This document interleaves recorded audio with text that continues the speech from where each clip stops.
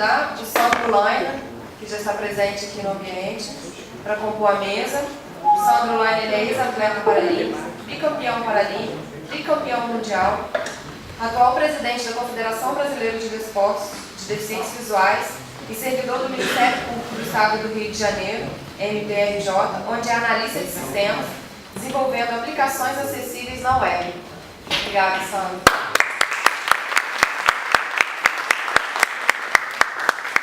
Boa tarde. Boa tarde, só para vocês me identificarem, tá? É um prazer imenso sempre voltar a essa casa, porque me traz uma alegria muito grande. Foi aqui que eu me reabilitei, tá? Eu cheguei aqui em 89, eu perdi a visão adulta. Em seguida, eu fiz o curso de especialização também, né? Aqui, professores até que já não estão mais aqui presentes entre nós. E, em seguida, foi o meu primeiro emprego, aqui que eu ministrei aulas de informática. Então, eu tenho uma alegria enorme. Ah, e aqui que eu me tornei atleta. Né? Se é que eu posso dizer, né, professor? Mas fui. Não cheguei a ser paralímpica, mas... Né? E hoje, assim, eu fico muito feliz em retornar, mesmo que seja para trabalhar ou para rever os amigos, é sempre bom. Bem, o nosso assunto hoje aqui é falar mais de... É bate-papo, né? Falar de esporte e inclusão. E olha o que eu tenho a dizer com relação a isso, né? Falei que é aqui que eu me tornei atleta, né? Sempre a minha vida foi permeada por essa questão do esporte. Aprendi a nadar desde cedo com os meus pais, com o meu pai, aliás. Ele ensinou a mim e meus dois irmãos. Sempre gostei de água, tenho uma facilidade muito grande. E aí, mas nunca pratiquei assim, mais afinco. Sempre participava, ia ao clube, né, clube de bairro, a praia e tal. Depois de cega, que eu falo assim, que a minha vida se divide em nascer e descer. Antes da cegueira, depois da cegueira. Virei atleta depois da cegueira. E foi muito importante na minha vida. Eu estava em meio ao mestrado, retornei novamente a essa casa para beber na fonte, para buscar entrevistas, conversar com ex-colegas, ex-professores, ex-amigos. Né? Ex não, que amigo, colega, professor nunca é ex. E aí eu encontrei com uma colega minha, uma amiga de turma de especialização aqui, também deficiente visual, e ela estava participando do campeonato, competindo. Eu estava muito estressada com o final da dissertação de mestrado, eu queria dar uma relaxada. Aí ela falou, eu vou começar, eu vou competir, vou viajar semana que vem, natação. Eu falei, é mesmo? Puxa, eu gosto tanto de nadar, mas nunca competi. Tinha vergonha, inibição. Aí, depois, o descer me fez ficar a cara de pau. Aí eu fui, encontrei até o professor Ramon, que eu não conhecia, disseram ele que está treinando. Fui na maior cara de pau, falei assim, eu queria participar. Ele nunca tinha me visto. Aí ele olhou, quando eu percebi que ele olhou, falou, vem amanhã aí, traz o maior, vamos ver, né? Aí eu vim, toda feliz. Ele falou, cai aí na água, participei tudo, né? Aliás, nadei, ele falou, dá pro gasto. Tem uma semana para treinar, né? Ele me deu maior força. E aí foi assim que eu iniciei. Já era cascuda, né? E, poxa, já foi muito legal porque nesse brasileiro eu já consegui uma medalha de ouro. Também foi a única, sabe, gente? Porque, não é que eu seja ruim, não. A minha adversária, ela tinha 15 anos menos que eu. E ela é profissional, ela inclusive, né, Paulo? Participou do Paralímpico que teve aqui no Rio de Janeiro e ela é medalhista. Mas isso não me desanimava não, né? Aquela velha história, né? O importante é competir. E a gente tem que aprender uma coisa na vida, não é só no esporte. A gente não tem que competir com o outro, é com a gente. Porque cada uma coisa que você melhora um tempo, um décimo, né? Melhora no seu tempo, você está se superando e não tem que ficar se comparando com o outro, né? Porque senão, se você não chegar a ser o outro, você vai ficar frustrado. Então, na minha cabeça é assim, tá, eu vou treinar, eu vou competir, vou dar o meu melhor, né? Mas, se der primeiro, mas eu sempre perguntava, a Fabiana Harumi vai participar? Vai. Então é segundo ou terceiro. Mas eu sou, é igual, desculpa, tá? É igual o Vasco. Eu sou vice, né? Mas vice é importante, né, gente? Então, e estava sempre lá marcando, né? território, né? Isso foi, nossa, foi ótimo, porque eu estava numa depressão, assim, não pela cegueira, mas eu fiz um movimento aqui de cotovelo, e isso foi importante, e também pelo estresse da dissertação. Então, não tinha coisa melhor. Vir para cá, encontrar os colegas, nadar, era uma higiene mental. E assim foi durante muito tempo, né? Eu gosto muito de dizer o seguinte, até aquela música do... acho que é Titãs. A gente não quer só comida, bebida. A gente quer comida, bebida, diversão e arte. Ao longo da história da pessoa com deficiência, né, a gente sabe que primeiro momento foi segregação, segundo medicalização, terceiro integração, né, que se percebeu que a pessoa podia aprender, e depois mercado de trabalho. Mas a gente também quer lazer e esporte. Isso, né, está ampliando essa situação. Há pouco tempo eu dei uma palestra sobre turismo acessível, falando sobre essas situações, né? E nós, né, o Brasil, ele é muito bem colocado com relação à Paralimpíada. Nós temos grandes atletas, Vite Sandrinho aqui, né? A gente traz mais de medalha dos que não têm deficiência. Espero que seja isso que aconteça aqui agora em 2016 também. Então, assim, eu acho que o esporte, além dele valorizar a nossa autoestima, né, melhorar a nossa condição física, né, eu digo que ele está assim, apoiado em um tripé, né, o bio, o psíquico e o social. Você que está envolvido com o esporte, seja profissional ou amador, ou faz de vez em quando, isso te dá um prazer muito grande, porque está trabalhando a sua saúde, o seu psicológico e o social, porque você está ali, as relações intersociais, você conhecendo pessoas, trocando, isso é muito bom, principalmente para quem tem deficiência, porque a gente, né, por mais que a gente tenha autonomia, é claro que uma deficiência traz limitações, mas não ao ponto de você ter que ficar paradão, né? Você tem essa condição de estar atuando, de aprender e se jogando, né? Se você gosta de práticas esportivas, tem várias que podem possibilitar, né, essa abertura. E eu encontrei na água, né? Eu sou horrível em outras situações. Não me deu uma bola, mesmo quando eu enxergava, eu era péssima. Eu era café com leite no grupo, todo mundo me escolhia por último nas brincadeiras, porque eu usava óculos, então eu era muito ruinzinha. Mas isso não me abatia, eu estava lá para brincar, eu queria brincar. E eu tinha consciência disso, eu era ruim, que só me escolhiam porque não tinha mais ninguém. Mas eu brincava, né? Não é todo lugar que você tem uma piscina e uma praia, eu tinha que brincar. Andava de bicicleta, pular corda eu nunca conseguia, né? São talentos, né? Você não consegue ser bom em tudo. E na questão de água eu me identifiquei muito. E eu acho que isso mexe muito, né, com o indivíduo, melhora seu bom ânimo, sua autoestima, valoriza essa competição que eu falo saudável, que você não tem que ficar com aquela neura que eu tenho que vencer sempre. Tenho que me vencer, né? As minhas limitações, melhorar. Se ontem o meu tempo foi tal, amanhã eu, né, vou melhorar para ele diminuir. Se hoje nadei só 100 metros, amanhã eu vou tentar nadar 120, 150 e tal, para eu estar sempre, né, melhor. Inclusive, sábado que vem, eu estou meio fora de forma. Eu tive uma lesão no ombro esse ano, eu fiz uma intervenção, porque o médico disse que eu não podia mais nadar. Eu quase morri, falei, meu Deus, não pode. E aí eu retomei e eu fui convidada para fazer essa maratona aquática, né, em Rainha do Mar.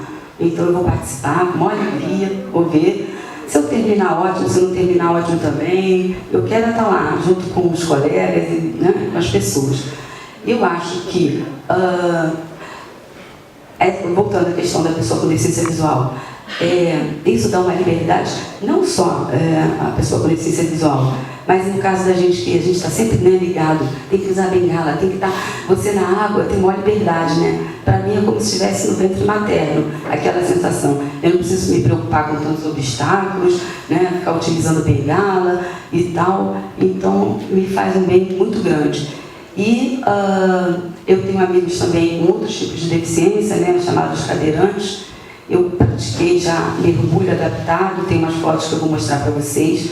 Foi uma professora que começou esse trabalho também aqui no Benjamin Constant.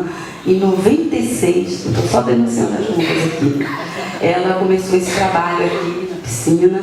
Ela veio, observou pessoas deficientes visuais que nadavam, que gostariam de participar. O nome dela é Lúcia Sodré, e ela fez um trabalho durante anos aqui muito legal. E falei, a mesma coisa que as pessoas devem sentir em relação a mim, coitada, cega. Né?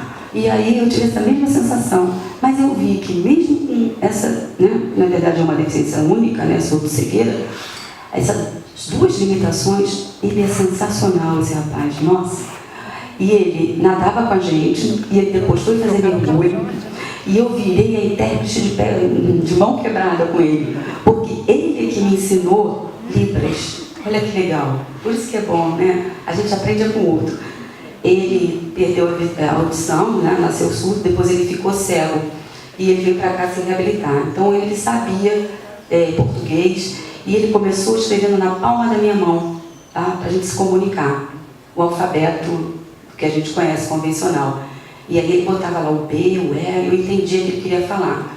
Aí eu pedi a ele para me ensinar, né, o datilológico. Estou fazendo aqui o alfabeto datilológico. A, B, C, D, E. Aí eu falei, meu Deus, peguei aquele folhetinho que o pessoal dava em ônibus, né, levei para minha sobrinha, me ensina isso aqui.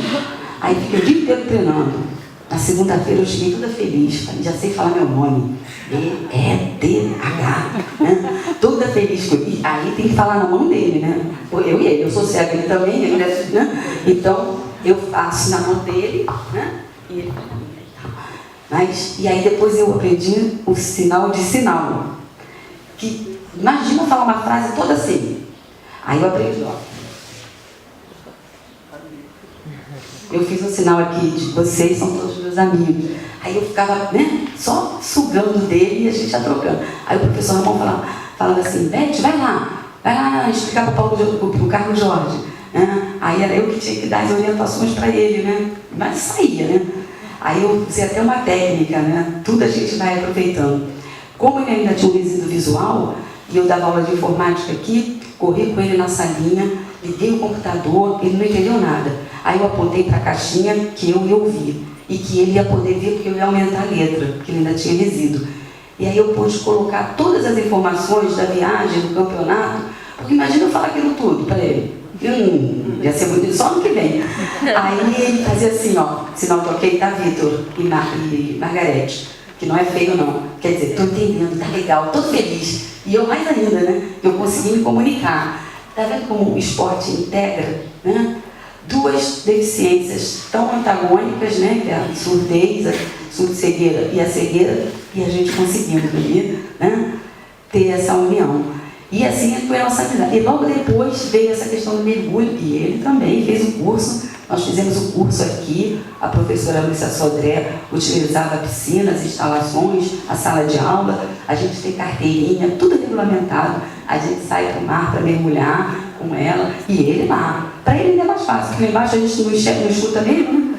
Então, a gente usa o alfabeto tátil, né, e alguns sinais, então, tranquilo. Ele é uma pessoa super tranquila. Ele mora em São Paulo, casado com outra surda cega. É um fenômeno para mim. É assim, uma coisa de inspiração mesmo que ele passa, né? E, assim, então a minha trajetória, né, estudando, aí não parei mais. De lá para cá, sempre tentando conciliar o esporte, porque o esporte, né, libera endorfina, te dá, sabe, disposição. E aí, a gente que tem a deficiência visual, chega num lugar, a primeira coisa que faz com a gente, bota essa sentadinha aqui, né? E aí a gente, fica meio tolhido, não dá, tô deprimida, não dá para sair para andar sozinha, não vou ver nada, vou comer um pouco de cachorro, poça d'água. Então, se eu estiver meio assim, vou nadar, que me faz um bem danado, né?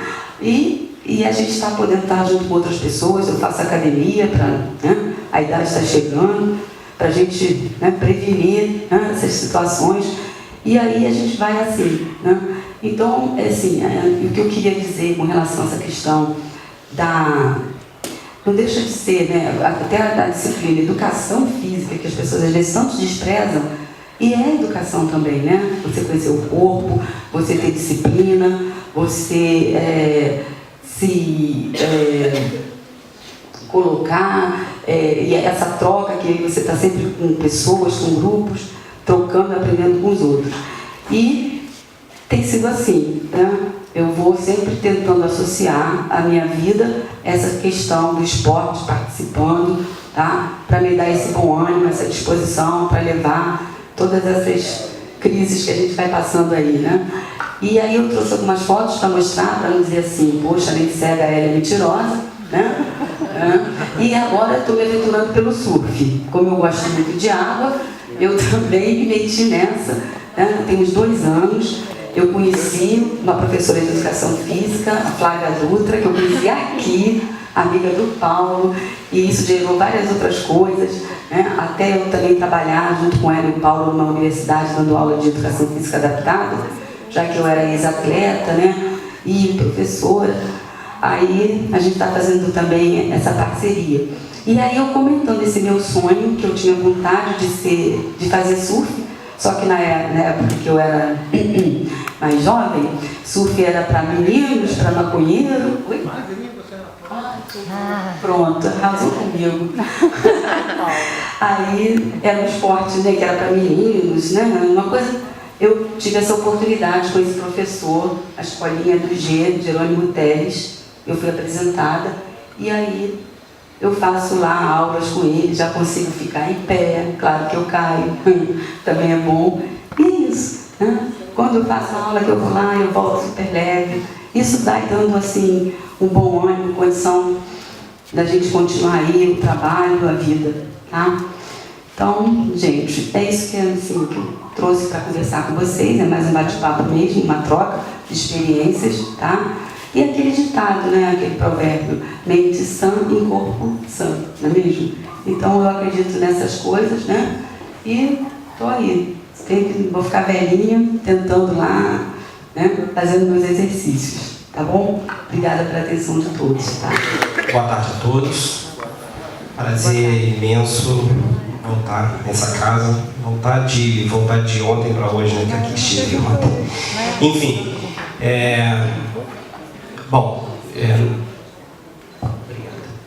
não sei quantos deficientes temos aqui, mas eu estou nessa direção. Tá?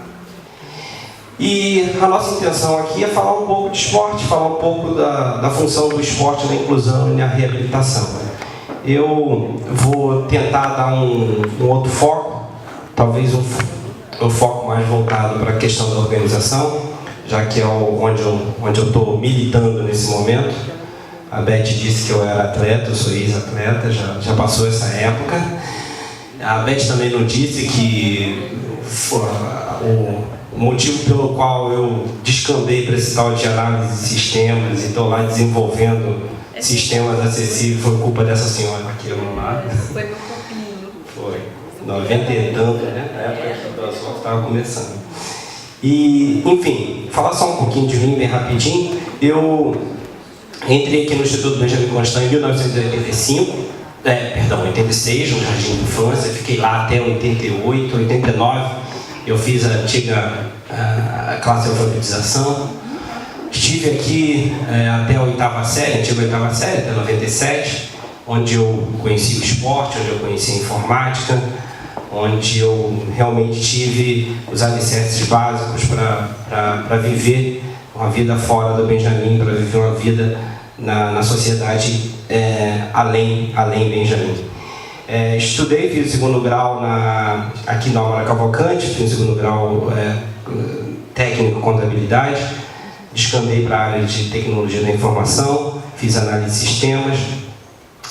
Hoje eu estou trabalhando no Ministério Público como analista de sistemas, desenvolvendo sistemas web, sistemas acessíveis na web. São sistemas exclusivos do Ministério Público, sistemas internos que cuidam de geração de contra-cheque, controle de ponto, controle de férias, são sistemas web, mas todos eles acessíveis, porque tudo que passa lá por minha mão, o pessoal fica nervoso, porque eu sempre não deixo rodar nada que eu não consiga usar e que os validadores não validem adequadamente. E na área de esporte eu comecei a trabalhar com esporte, comecei a atuar, a praticar esporte aqui no Benjamin também, nas famosas aulas de educação física. Logo depois eu percebi que eu odiava a aula de educação física, que eu gostava mesmo de fazer esporte, que são coisas completamente diferentes. Atividade física e esporte são coisas diferentes. Atividade física, na minha opinião, depois o Paulo e a Beth podem opinar, atividade física é a prática do Cooper, né, da caminhada, da musculação, e esporte é a competição. Esporte é onde você compete com a outra pessoa, obviamente que sempre na intenção de vencê-la. E é isso que eu gosto de competição. E a minha vida sempre foi competitiva, seja no mercado de trabalho, seja... Ficou baixo o microfone, acho que Estava muito alto. nem eu estou me ouvindo? Ok, beleza. Então, para mim, a parte esportiva, a competição é o que realmente me agrada. Eu sempre gostei disso, tanto que nas aulas de educação física eu sempre vinha, né, só vamos fazer 2 times aí, vamos competir, vamos disputar um contra o outro. E para mim era isso que era importante.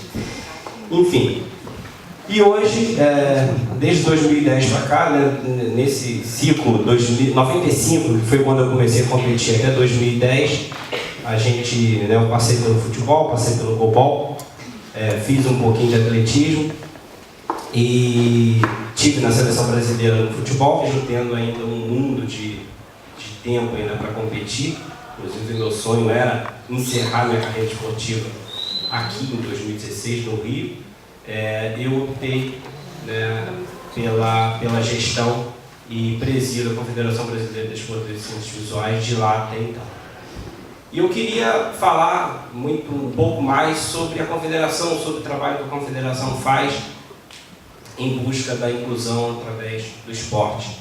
A Confederação Brasileira de Desporto de Ciências Visuais, ela trabalha com 3 modalidades paralímpicas: o goalball, que o Paulo deve ter falado aí mais anteriormente, afinal ele é o coordenador nacional dela, futebol de 5 e judô.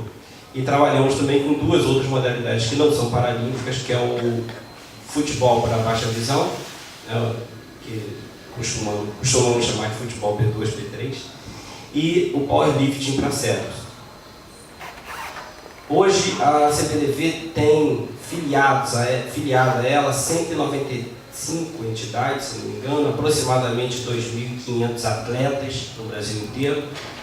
E a gente tem que levar em consideração que a gente tem menos atletas, né, do que pelo menos se supunha, né, porque a gente não trabalha com atletismo e natação, que são os maiores, onde estão o maior número de atletas cegos hoje. Afinal, se você imaginar que o Circuito Caixa, né, que é um evento realizado pelo Comitê Paralímpico Brasileiro, ele tem aproximadamente 700 a 800 atletas, onde 300 atletas no mínimo são pessoas cegas, são atletas cegos.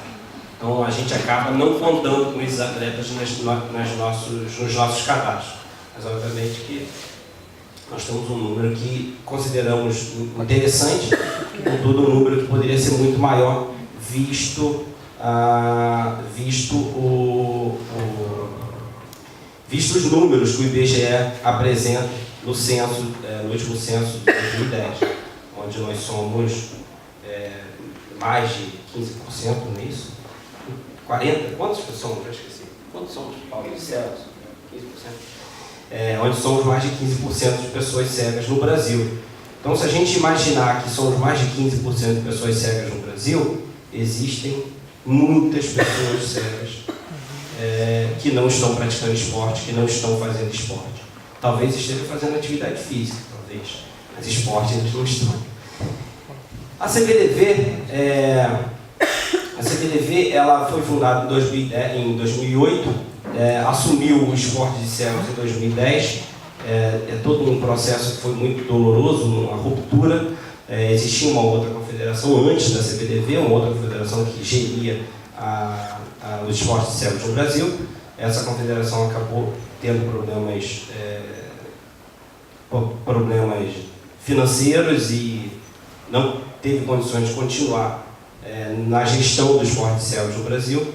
A CBDV foi criada durante um evento, durante um campeonato, criada por atletas e escolhido um atleta, né? Fui eu que estava competindo lá, e aí vieram, pô, Sandro, você é o único cara aí que pode pegar esse negócio aí. Aí fui eu lá pegar esse negócio aí.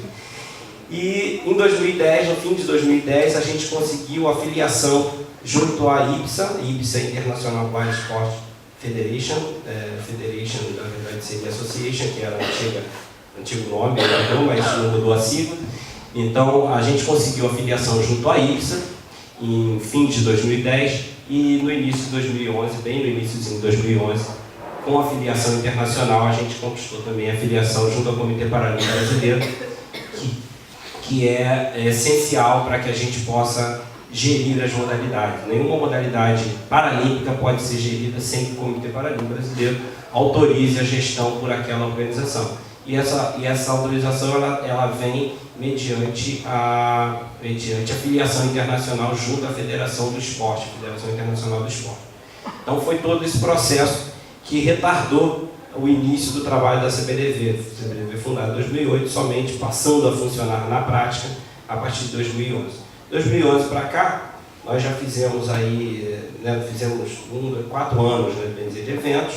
Eu não tenho números aqui exatamente, mas só esse ano, só o ano de 2015, que foi um ano pan-americano, um ano importante para a gente do ponto de vista de resultados, contudo um ano muito complicado do ponto de vista financeiro, porque a gente depende quase que exclusivamente de recurso público, e o recurso público não vinha. Nós fizemos, além dos 15 campeonatos, entre regionais e campeonatos nacionais, nós fizemos 28 fases de treinamento. 7 no global masculino, 7 no global feminino, 7 no judô e 7 no futebol de 5. Essas fases deveriam ser mais, não é isso, Paulo?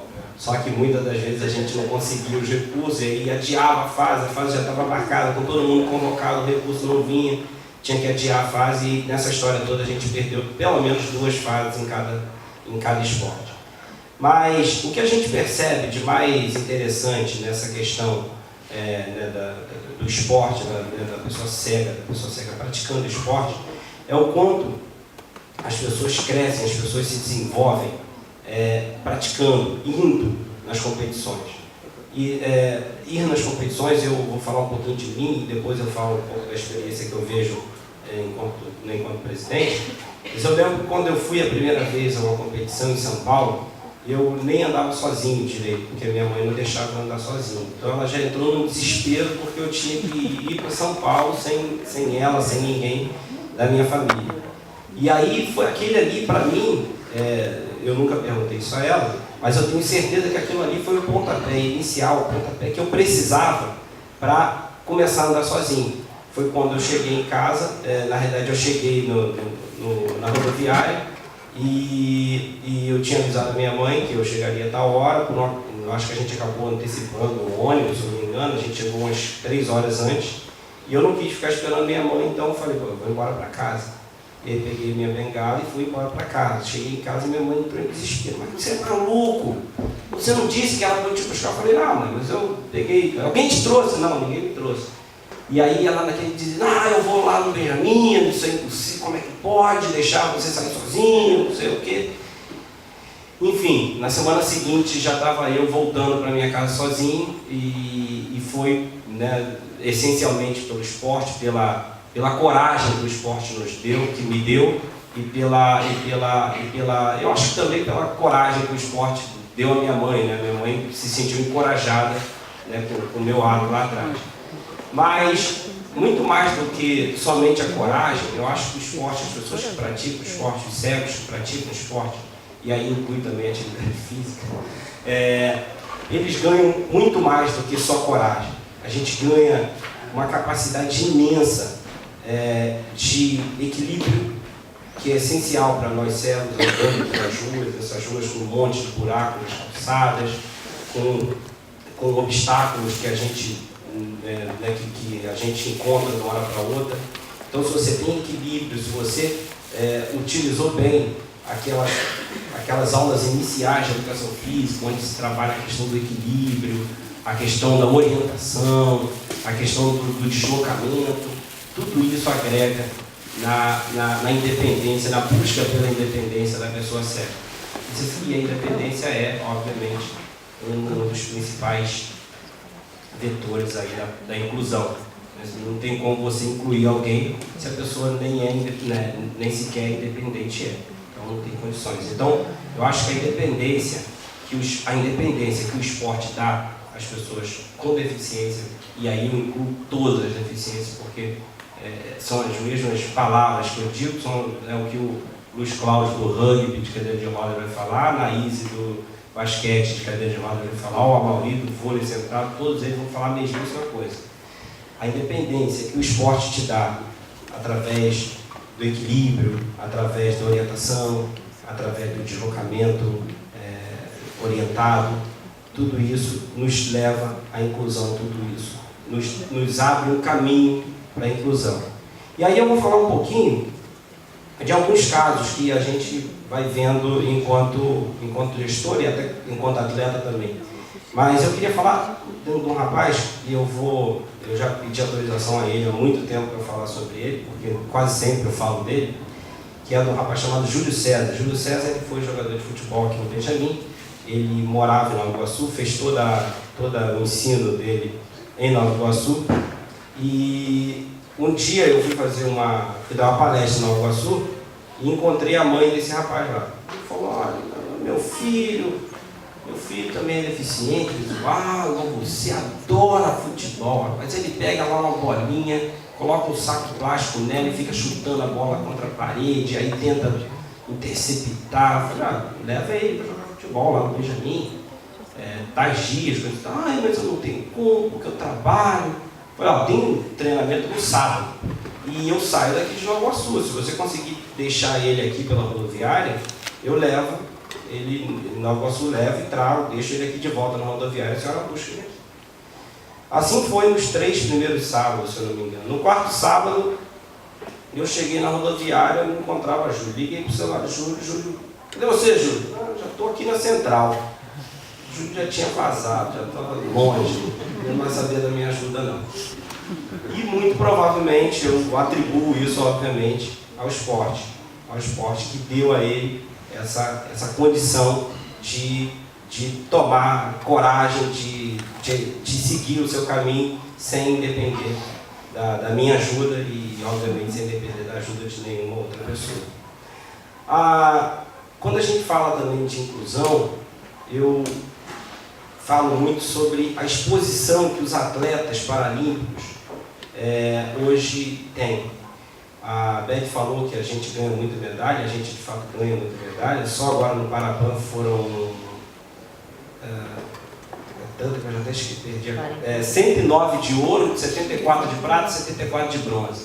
Só para que vocês tenham ideia, se somar o segundo, o terceiro e a Argentina, porque a gente sempre tem a Argentina aqui não. Bom, se somar o segundo, o terceiro e a Argentina era o quinto, foi quinto ou sexto, se eu não me engano. Se somar o segundo, o terceiro e a Argentina, não daria a quantidade de medalhas que o Brasil conquistou, porque o segundo teve 50 medalhas, foi o Canadá. O terceiro foi os Estados Unidos com 40 e a Argentina com 18. Daria 108 medalhas. Então a gente não alcançaria, eles não alcançariam as medalhas. São 2 grupos de deficiente físico. Então eles fizeram um time de basquete, cada um, e teve o primeiro jogo Rio-São Paulo de basquete. Uns dizem que foi o Rio que ganhou, outros dizem que foi São Paulo que ganhou. A gente não sabe ainda oficialmente quem ganhou. Então, teve o primeiro jogo de cadeira de roda em 1959. De basquete e entre Rio e São Paulo. E a partir daí, as outras deficiências,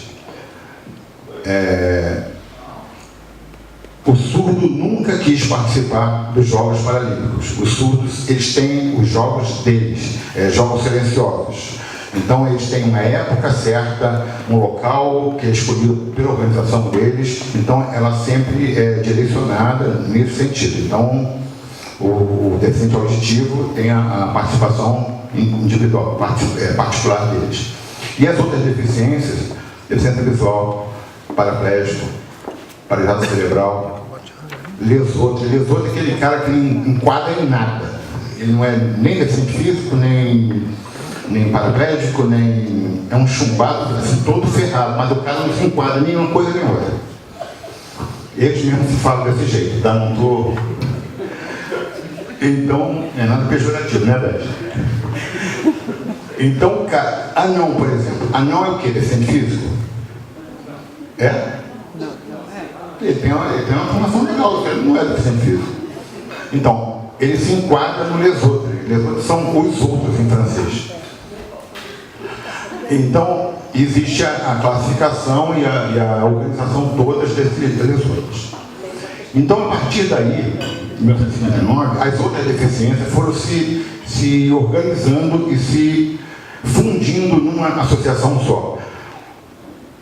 O Brasil, ele participou no México.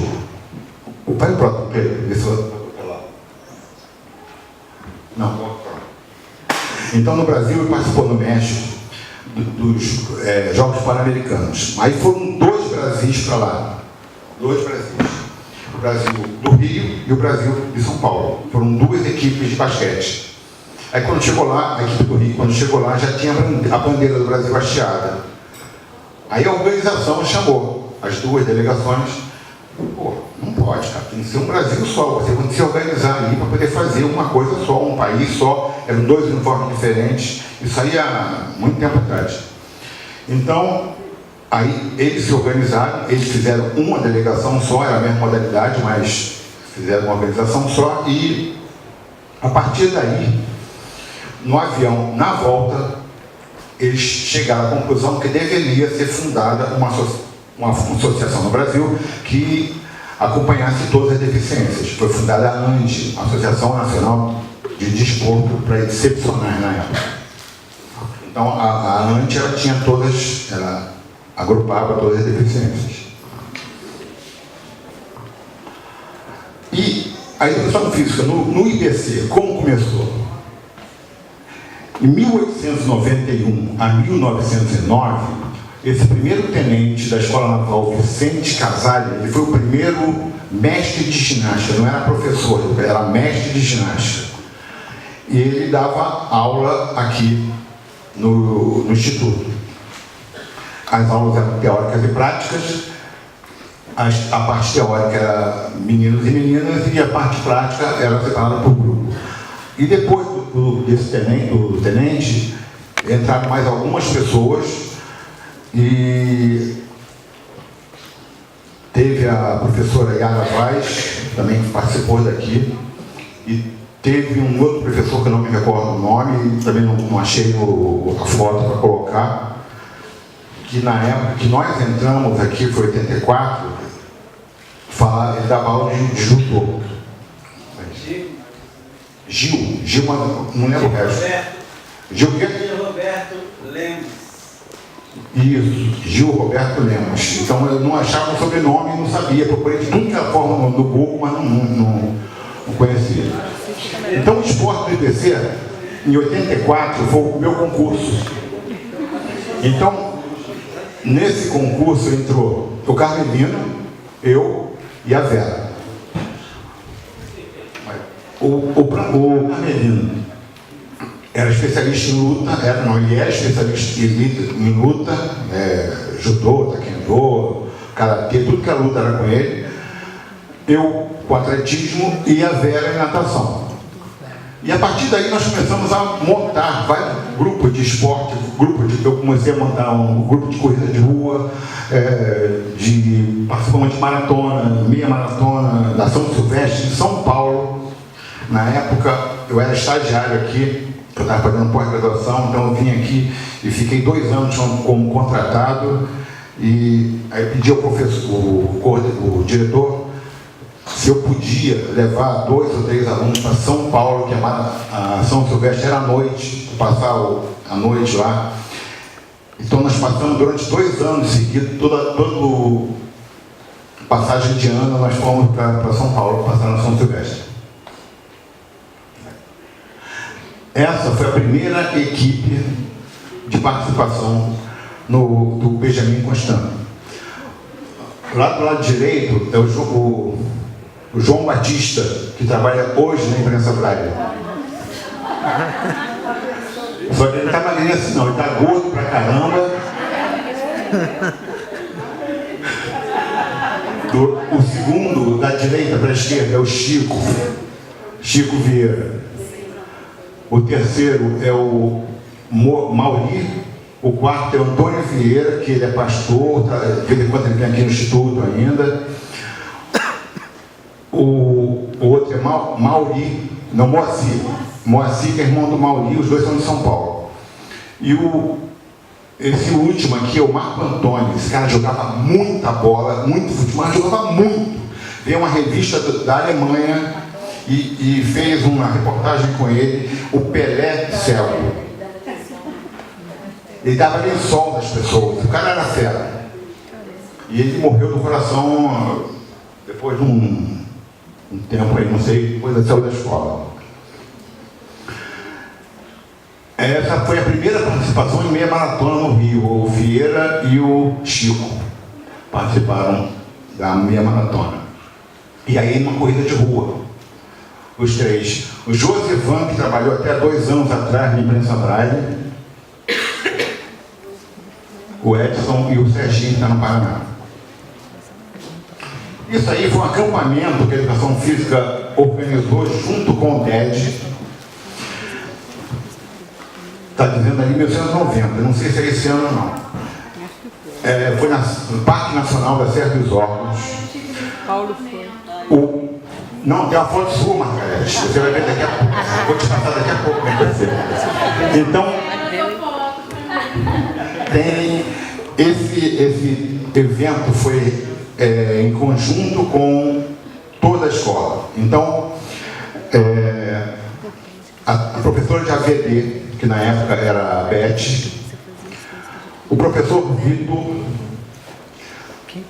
Paulo Augusto, Marieta e todo o grupo de Educação Física. E eu convidei uma amiga minha chamada Marcele, que era chefe do grupo de escoteiro. Eu tive essa ideia porque eu trabalhava numa escola montessoriana e a gente fazia muita parte prática para que o aluno vivenciasse o que foi dado na parte teórica. Então, e para a gente é uma coisa muito importante isso. Então nós fomos, o Paulo Augusto levou uma barraca, que ele tinha barraca na época, e o restante das outras barracas foi tudo emprestado do grupo de escoteiro. Então aqui está todo o grupo, pela manhã a gente faz uma atividade física, todos fazem atividade física, e a partir daí a Beth dividia em grupos. Um grupo ia fazer, está lembrando disso, Margarete? Um grupo ia fazer o café da manhã, outro grupo, os outros 2 grupos iam descansar, brincar, fazer o que quisesse. O segundo grupo ia fazer o almoço, o terceiro grupo ia fazer o jantar. Então, não tinha atividade para quem estivesse trabalhando naquela época. Então, o restante a gente ia para o Rio. Aqui está o Rio. Aquele magrinho ali é o Paulo Augusto, ó.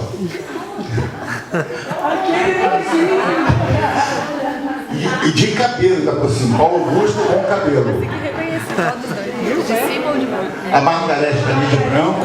Não, que filho não. Bem magrinho. Eu também estilo ele mesmo. Eu não lembro do nome daquele menino. Como é que é o nome daquela albina, Margarete, da tua turma? É Débora. Denise. Ou então aqui está a Marieta, essa de casaco azul, atrás dela está a Vera, atrás dele Paulo Augusto, e atrás dele tem uma pessoa que eu não sei quem é. E o restante são todos alunos. Isso, eu estou começando a mostrar de uma forma a integração de várias formas que a educação física pode fazer. Há pouco tempo atrás, há cerca de 2 semanas atrás, nós fizemos, Benjamin Constant participou do maior evento mundial do escolar, que foi realizado em Natal. Todos os estados participaram, tiveram cerca de 2.000 crianças. Então, isso aqui é a festa de encerramento. É como se fosse uma Paralimpíada mesmo, tá? São todas as deficiências por estado, e quem ganhou foi São Paulo esse ano, e nós ficamos em segundo. Quem banca toda a viagem, quem banca o uniforme, quem banca tudo é o Estado. Tá? Por isso vocês não estão recebendo, porque pagou passagem, pagou uniforme, todo mundo. A participação internacional do IPC. O IPC é um celeiro, sempre foi um celeiro de atletas. Então, 1984 foi a primeira participação da delegação de deficientes visuais numa Paralimpíada.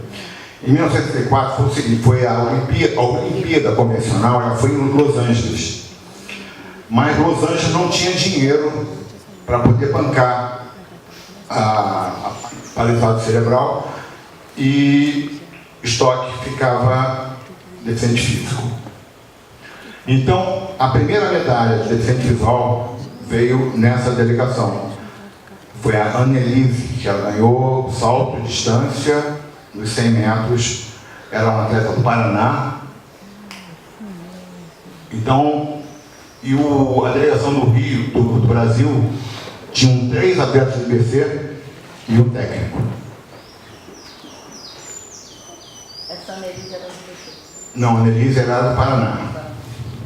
Os 3 atletas, uma era o Melo, Fernando Melo.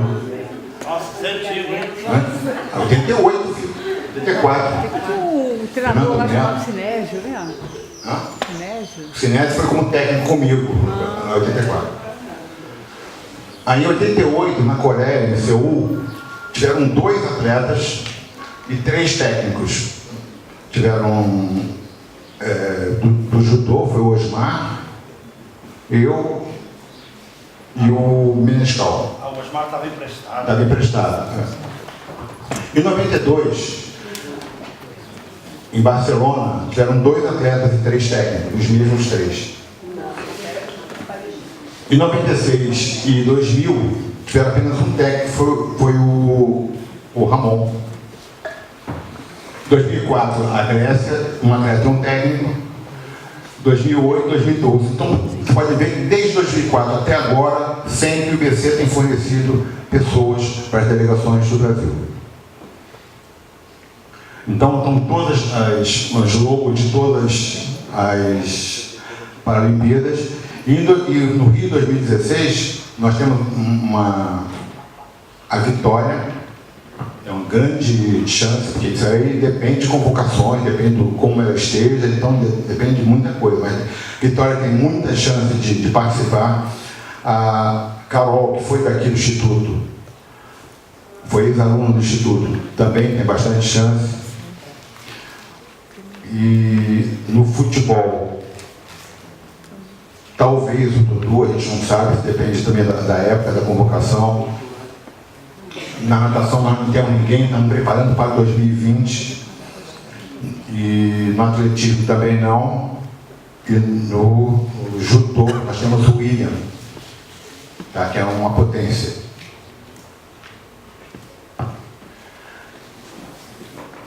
Agora eu vou mostrar um vídeo para vocês de um esporte. Judô.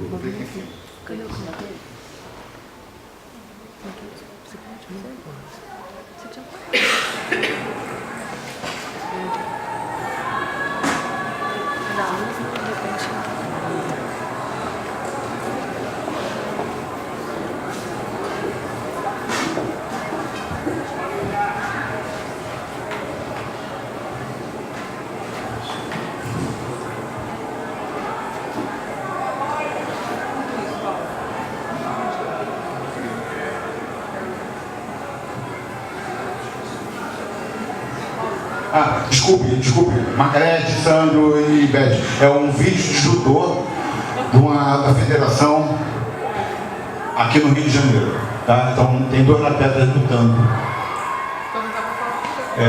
Azul, um de kimono azul e outro de kimono branco. O de kimono azul deu um golpe e foi bom no kimono branco. Agora uma pergunta para vocês. Tem algum deficiente aí? Tem algum deficiente aí no vídeo? Deve ter. Não, fala, gente, tem ou não? Não parece que são deficientes. Tá bem.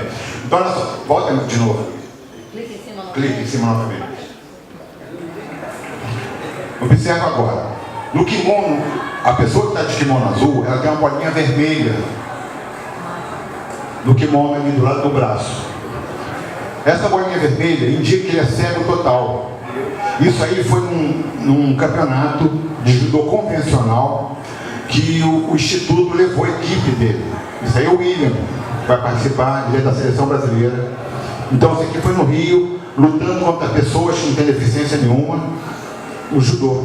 Os dois, o William faixa preta, outro cara também, e vai levar um sacode agora do William. Agora, tá vendo? Daqui a pouquinho. Deixa o cara passar na frente, aí ó. Foi. Já era. Tá? Então, isso aí é uma integração. O nosso deficiente, nosso atleta, participando nossos atletas, que era mais de um, participando no evento para pessoas sem deficiência nenhuma e levando a melhor.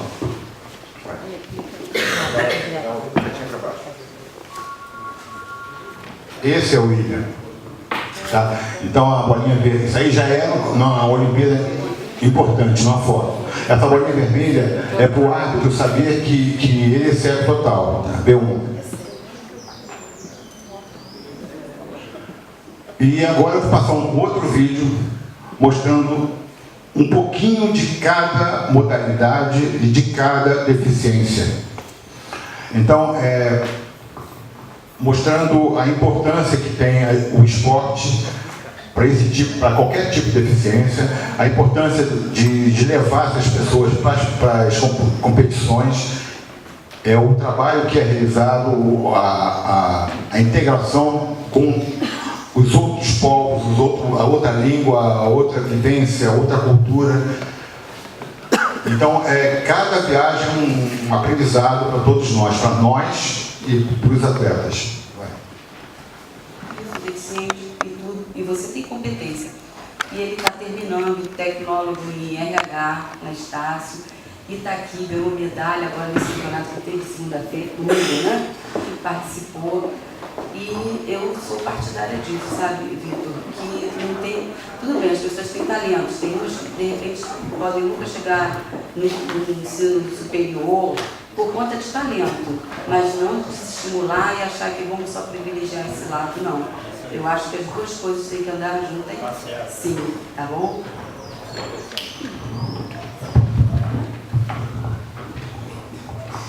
Ô Vitor, eu também ouvi um pouco sobre essa história inicialmente precisava ter bom rendimento na escola para fazer esporte, depois não precisou mais de bom rendimento. Eu penso o seguinte, óbvio, sempre para fazer o esporte, para competir, eu acho que eu pego um pouco do exemplo que a gente tem internacionalmente, um bom exemplo, que é os Estados Unidos. Um bom exemplo nessa questão. Mas enfim, os Estados Unidos, eles têm um trabalho muito forte na educação física escolar e no esporte escolar. E todo o trabalho está baseado no rendimento escolar. Ele pode até praticar o esporte, fazer atividade física, treinar, contudo, ele só compete se ele tiver boas notas.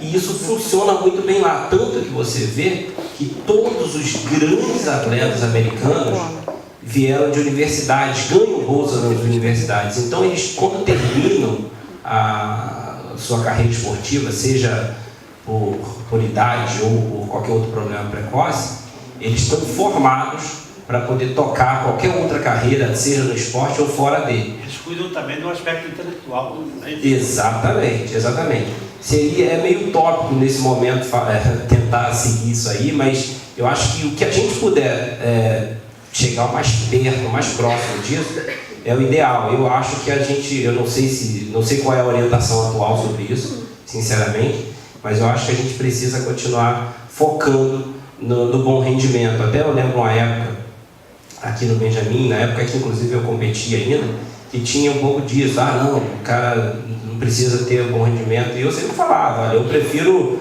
o Benjamin enquanto instituição escolar, eu prefiro que a gente fique em último numa competição do que a gente ficar em primeiro tendo um monte de atletas, uma palavra um pouco pesada, mas um monte de atletas ignorantes. Entendeu? Então, é a minha posição sobre isso. Você falou alguma outra coisa que eu estava marcado na cabeça e agora já esqueci. A questão da competição, também, né? Sim, até que você disse que... Isso. Bom, eu tenho, como eu disse, eu sou extremamente competitivo, então pode ser que eu não seja muito isento aqui, mas enfim, eu acho que a competição, que o esporte ele é competitivo naturalmente. Obviamente que você vai ter a pessoa que vai lá assim, não, eu só estou vindo para competir, mas ele compete, nem que seja com ele próprio, ele compete, como a Beth bem disse. Talvez por isso que eu não tenha chegado atleta profissional. Exatamente. Você sempre preferiu competir com você mesmo e esqueceu de olhar para os outros. E tem um escritor americano que ele fala algo que eu obviamente não vou lembrar na íntegra, mas ele diz que o esporte ele também é excludente. O esporte ele é para os melhores. Você não tem, por exemplo, numa seleção brasileira, um pior. Você tem a seleção brasileira dos melhores, a não ser a do Dunga, do Filipão. Mas enfim, de modo geral, você tem os melhores na seleção brasileira. E aí, daí vem a parte excludente do esporte. Então, por isso que eu falo muito sobre a diferença que eu percebo em atividade física e em esporte. Esporte, para mim, é alto rendimento, é um altíssimo rendimento, e ele chega a ser, em alguns pontos, muito excludente. Atividade física não. Atividade física é um direito que todo mundo tem, seja criança, jovem, idoso, e ela nunca pode ser excludente, muito pelo contrário, ela tem que ser inclusiva todo o tempo.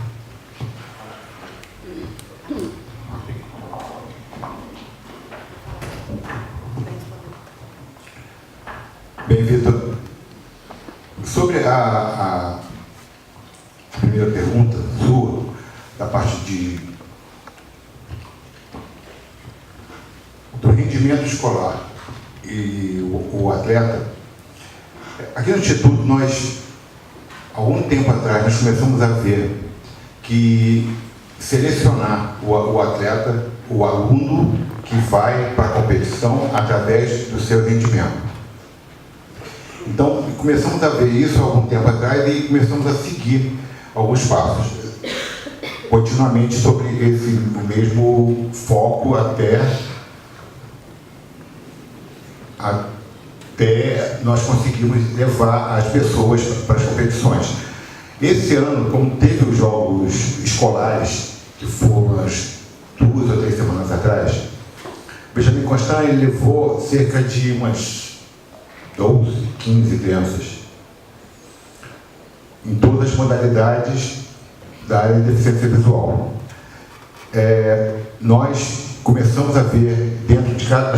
Pedimos para que cada pessoa fosse liberada, porque não fomos nós que levamos, foi o Estado que solicitou, o Estado que pediu a ida para poder compor a delegação do Estado, do Rio de Janeiro. E cada pessoa, cada atleta que estava representando o Estado, que era daquele do Instituto, ele ia com o aval do Instituto, dizendo que estava dentro das normas, seguindo todo o critério de participação escolar. Que todos têm que ter o carimbo daquele instituto, a assinatura do diretor-geral, então, tudo com a anuência daquele instituto, Benjamin Constant.